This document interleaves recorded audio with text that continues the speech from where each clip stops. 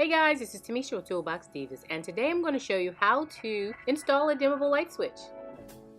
Today's video is sponsored by the Home Depot. And because we're working with electricity, we're going to have to turn the lights off, and we're going to be using the HUSKY Utility 700 Lumen LED utility light to shed some light on the situation. Alright, let's get dirty. First, we're going to start with removing the old toggle switch. The wires are actually backwired into the old toggle switch, with the black wire at the top and the red wire at the bottom.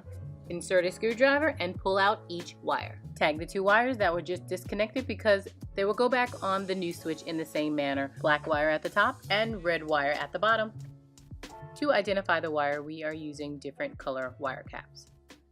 Finally, remove the ground wire or the bare copper wire that is screwed to the metal frame of the toggle switch. You will probably have to cut and or remove and straighten the wire after you remove it from the old switch.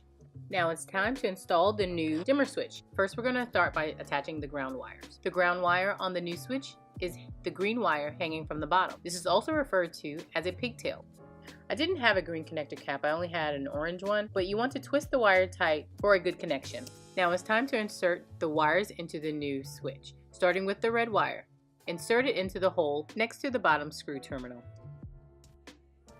And like I said before, you may have to cut the wire using a wire cutter before you can insert it into the new switch. And finally, insert the top black wire into the switch next to the upper screw terminal. So even though we're not using the screw terminals, you want to tighten the screws so that when you're pushing it back into the wall plate, it reduces the likelihood of the screws touching the metal box and potentially short-circuiting the switch. Dress the wires before pushing the new switch into the wall plate. Before securing the new switch to the wall plate, we connected the power and tested out to make sure that everything was connected properly.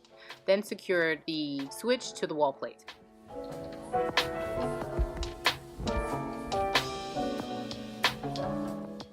Using the flathead screwdriver, we repositioned the switch over the wall plate to make sure that it was all fully aligned.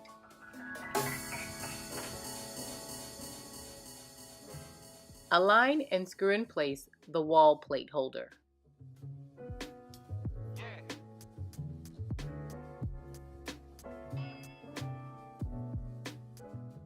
And snap on the wall plate.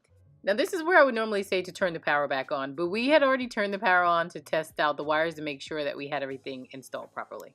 And that's it, guys. No more getting up at night to turn the lights off. I hope you enjoyed this tutorial. Please hit that thumbs up button and subscribe to this channel.